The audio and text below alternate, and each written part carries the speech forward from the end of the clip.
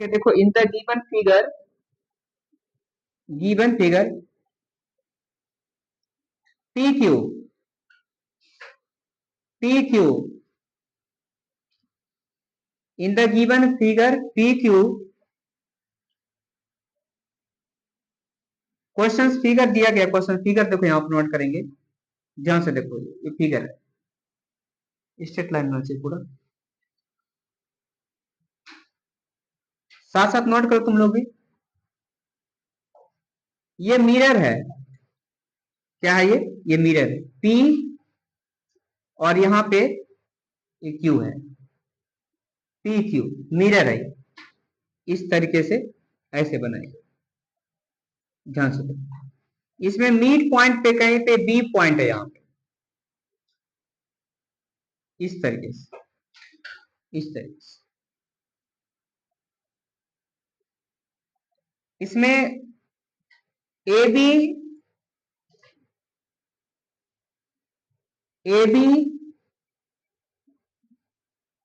Is a incident ray, incident ray, A B is a incident ray, incident incident incident ray, comma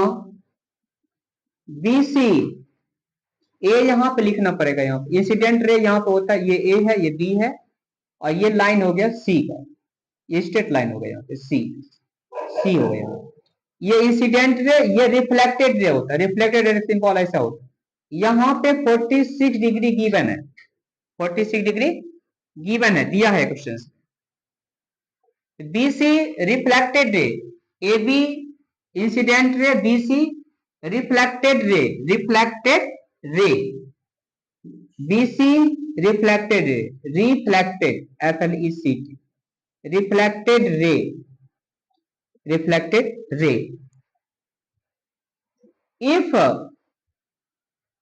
if angle ABC is equals to 46 degree, if angle ABC is equals to 46 degree,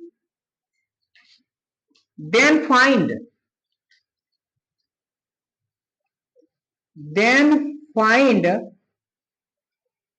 angle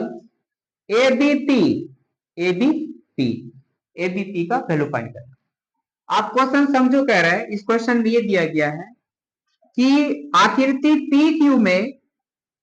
Q एक दर्पण है, A B एक आपतित किरण है, B C क्या है परावर्तित किरण है, यदि A B C equal to 46 degree है तो ए बी पी का मान बताइए। ध्यान से देखो, इस एक पॉइंट पे यहाँ जो रिफ्लेक्टेड रे, और यहाँ पे लाइट टॉपिक में पढ़ा होगा, एक ये मिरर है, इस पे एक परपेंडिकुलर लाइन होता है, एक इंसिडेंट रे होता है यहाँ पे, और इंसिडेंट रे का सिंबल है ये लाइट, सूर्य का लाइट यहाँ से इधर आ रहा है, इंसिडेंट रे अर्थ पे, इंसिडेंट रे जिस एंगल से हो रहा है इसी एक ऑन पॉइंट पे रिफ्लेक्ट होता है सेम एंगल में, यहाँ पे angle I equals to angle R होता है, ठीक है, angle I equals to angle R, ये लाइट टॉपिक में पढ़ो, साइंस में है, angle I equals to angle, इसका मतलब यहाँ पे जितना एंगल बन रहा है उतना एंगल यहाँ पे ही बन रहा है, जिस एंगल से यहाँ पे लाइट आया उसी सेम एंगल से वो रिफ्लेक्ट होता है, ठीक है, इसीलिए लॉज ऑफ रिफ्लेक्शन में ये इसलिए यहाँ बोला गया कि angle I equals to angle R, इसका मतलब हो गया incident ray equals to reflected ray, incident ray equals to reflected ray. इसी तरीके से इसी के अनुसार अकॉर्डिंग तो हम सॉल्व करेंगे क्वेश्चंस में, देखो सॉल्यूशंस यहाँ लिखेंगे, सॉल्यूशंस फाइंड करेंगे, ध्यान से देखो। गिवन डेट, यहाँ पे गिवन डेट लिख, सबसे पहले फर्स्ट ऑफ ऑल लिखेंगे हम गिवन डेट, क्वेश्चंस में क्या चीज दिया हुआ है, angle A B C equals to 46 degree, then find angle ABP, ABP equals to how much,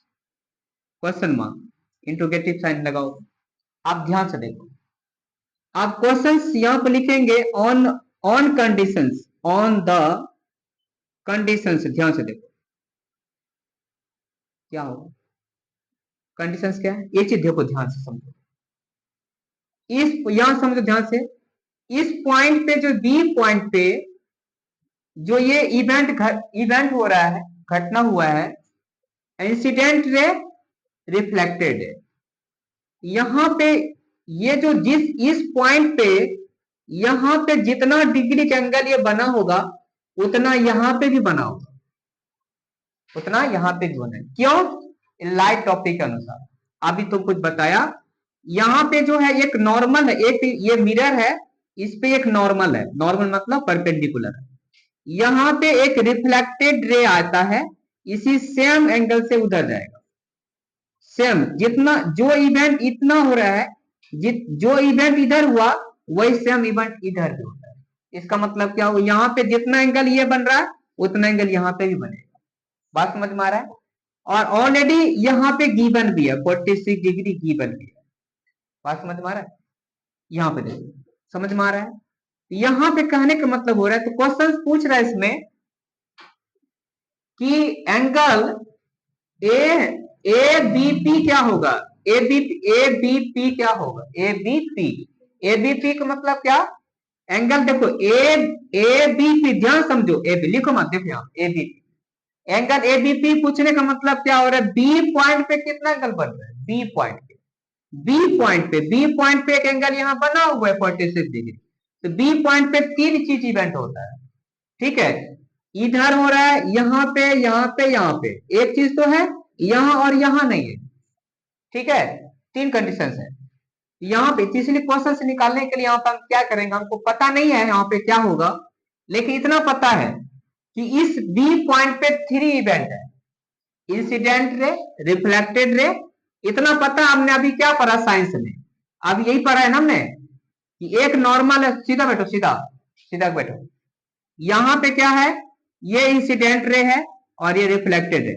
यहाँ पे ये जितना एंगल यहाँ बनेगा उतना एंगल यहाँ पे ही बनेगा, इसीलिए एंगल आई इसको आर बोला जाए, इसीलिए लॉज रिफ्लेक्शन में तीन कंडीशन में एंगल आई इसका एंगल आर बोला जाता है। समझ रहा है? अगर यहाँ 45 है यहाँ पे 45 होगा, मतलब जो भी डिग्री बनेगा वो सेम आएगा। इसी तरीके से सिमिलरली यहाँ पे क्या लिखेंगे, देखो यहाँ पे, और ये क्या, ये कौन सा लाइन है, स्ट्रेट लाइन है, कौन सा लाइन है, स्ट्रेट लाइन, हमको नहीं पता, मैंने यहाँ पे मान लिया, हमने एज्यूम कर लिया, एक्स मान लिया, यहाँ पे क्या मान लिया मैंने, इतना तो पता है कि यहाँ पे एक्स है तो यहाँ पे वाई नहीं होगा, यहाँ पे एक्स है तो यहाँ पे भी एक्स होगा, ये वाई नहीं होगा, मैं एक्स एक्स इसलिए मान रहा हूं कि मान लो हमने यहाँ पे 2 डिग्री है तो यहाँ पे भी 2 डिग्री होगा, यहाँ पे 2 है तो यहाँ पे 4 डिग्री नहीं होगा। बात समझ में आ रहा है? इसका मतलब ये लॉजिक बता रहा है, समझ में आ रहा है कुछ? तो क्या हम देखो इस बी पॉइंट पे this angle plus this angle plus this angle इसका 180 डिग्री कर सकते हैं,